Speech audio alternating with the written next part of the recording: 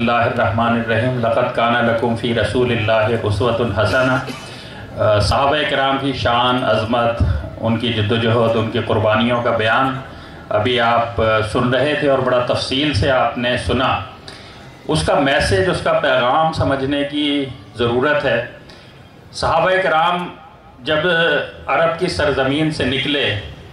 انہوں نے شام بھی فتح کیا، ایران بھی فتح کیا، مصر بھی فتح کیا، فلسطین بھی فتح کیا، دور دراز علاقوں تک سیدنا عمر فاروق رضی اللہ تعالیٰ عنہ کے دور میں 21 لاکھ مربع میل رقبے پر مسلمانوں کی حکومت قائم ہو گئی۔ یہ آغاز کہاں سے ہوا تھا اور یہ تحریک کا کس طریقے سے اس کا آغاز ہوا، کس طرح یہ آگے بڑھی اور کس طرح اتنے بڑے نتائج کی حامل بن گئی۔ صحابہ کرام کی زندگی ہمارے لیے نمونہ ہے اس میں، اور ہمیں وہی اوصاف اپنے اندر پیدا کرنے ہیں جو ان کے اندر پیدا ہوئے تھے، جس کی وجہ سے اتنا انقلاب اور اتنی بڑی تبدیلی آئی۔ آج مسلمان اس وقت دنیا میں تقریباً 1.5 ارب کی تعداد میں موجود ہیں، اور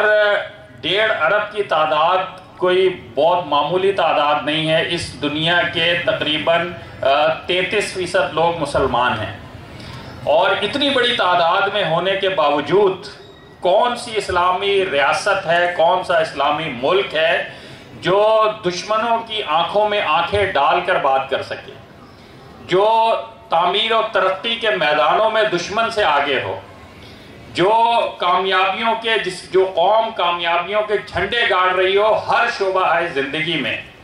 جس کے پاس اتنی یونیورسٹیاں ہوں کہ جہاں پر ہزاروں کی تعداد میں پی ایچ ڈی، ڈاکٹر، سائنسدان بن رہے ہوں اور وہ قوم کی بہتری اور فلاح و بہبود کے لیے کام کر رہے ہوں۔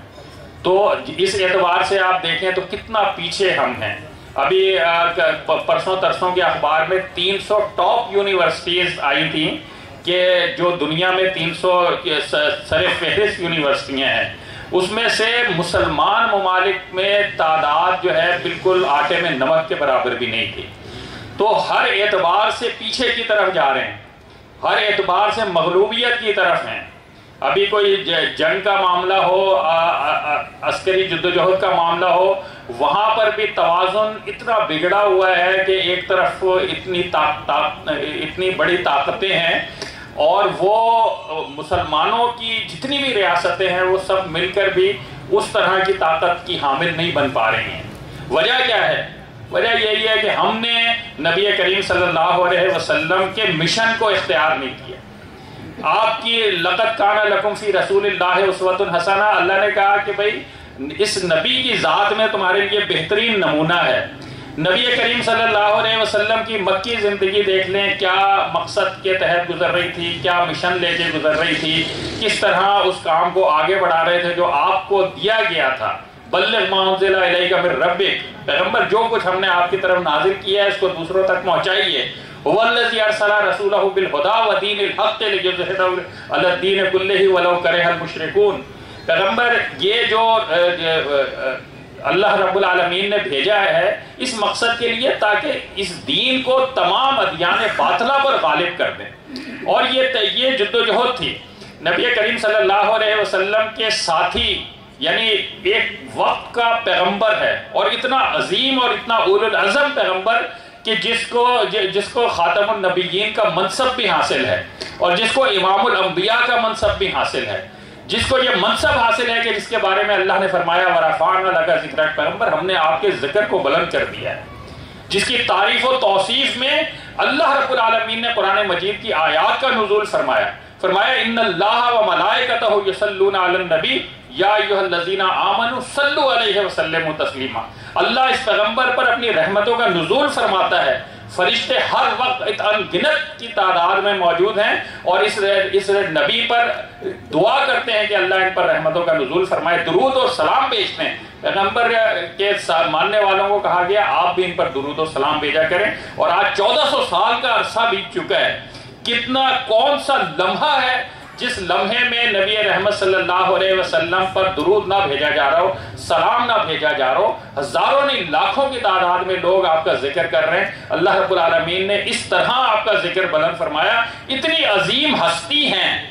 لیکن کیا انقلاب اکیلے آ گیا؟ کیا انقلاب آپ کی دعاؤں کے ذریعے سے آ گیا؟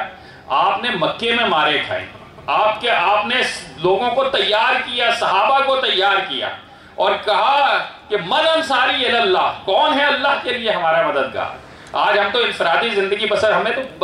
پتہ ہی نہیں ہے، احساس ہی نہیں ہے کہ کتنا بگاڑ اس دنیا میں پھیل چکا ہے۔ اپنی گلی محلوں تک پہ ہماری نظریں نہیں جا رہی ہے کہ کہاں عقیدوں کی خرابی میں کس حد تک مبتلا ہیں، شرک کتنا دندنا رہا ہے، بدعتیں کتنی پھیل رہی ہیں، اور اس میں یہ جو لوگ جہنم کی طرح ایندھن بننے کی طرف جا رہے ہیں، اس میں میرے دل میں کیا احساس ہے کہ میں ان کے لیے کچھ کروں۔ نبی کے صحابہ اتنے بے حس نہیں تھے، انہوں نے توحید کا پیغام سمجھا اور اس توحید کے پیغام کو اپنے تک محدود نہیں رکھا، بلکہ اس کو لے کر نکل گئے اور ہر طرف اپنی تمام توانائیاں اس کام کے لیے لگائیں، اپنی تمام جدوجہد کا مرکز و محور اس کام کو بنایا کہ اللہ کے توحید کا یہ پیغام، اللہ کے یہ دین کا پیغام ان لوگوں تک پہنچے جو گمراہی کی زندگی بسر کر رہے ہیں اور جس کی وجہ سے ان کا اینڈ کہاں ہونے والا ہے، جہنم کے گڑھے میں گرنے والے ہیں۔ ان کے لیے یہ احساس ان کے دلوں میں موجود تھا۔ تو نبی کریم صلی اللہ علیہ وسلم نے اکیلے جدوجہد نہیں کی،